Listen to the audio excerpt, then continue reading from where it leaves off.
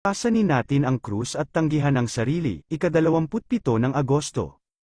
Ako'y ipinakong kasama ni Kristo at hindi na ako ang nabubuhay, kundi si Kristo ang nabubuhay sa akin, at ang buhay na ikinabubuhay ko ngayon sa laman ay ikinabubuhay ko sa pamamagitan ng pananampalataya sa Anak ng Diyos na sa akin ay nagmahal, at nagbigay ng kanyang sarili dahil sa akin, Galatia Kapitulo 2 versikulo 20.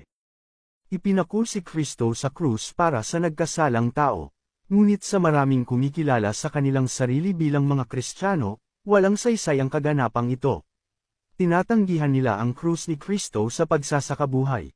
Inamin nilang namatay si Kristo sa krus, ngunit dahil mayroong isang pagpapako sa krus na dapat nilang maranasan, hindi sila tatanggap ng mga araling humahantong sa pagtanggi sa sarili at pagsasakripisyo sa sarili. Mga Kristiyano lamang sila sa pangalan, hindi ang krus at nabuhay na tagapagligtas ang pangunahing punto ng kanilang pananampalataya, na nagdadala sa lahat na tumatanggap sa kanya ng pribilehiyong maging mga anak ng Diyos. Isuko ang kasiyahan ng kasalanan kapalit ng langit at buhay na walang hanggan.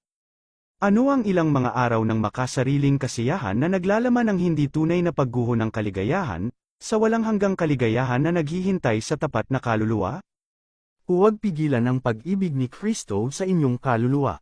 Tumingin sa krus ng Kalbaryo kung nagnanais kayo ng isang konkretong patunay ng kanyang pag-ibig.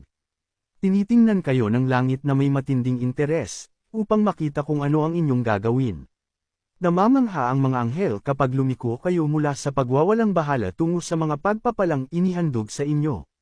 Kung tumanggi kayong tumugon sa nakaaakit na pag-ibig ni Kristo, lalago kayong mapaghimagsik at suwail sa huli.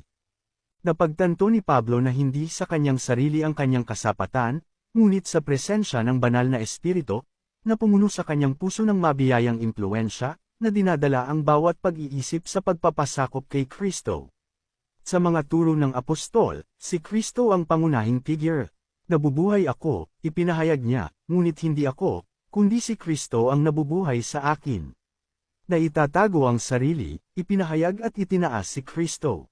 Ang mga tumatanggi sa sarili upang gumawa ng mabuti sa iba, at nagtalaga ng kanilang sarili at lahat ng mayroon sila sa paglilingkod kay Kristo, ay mapagtatanto na ang kaligayahang hinahangad ng makasariling tao ay sa walang kabuluhan.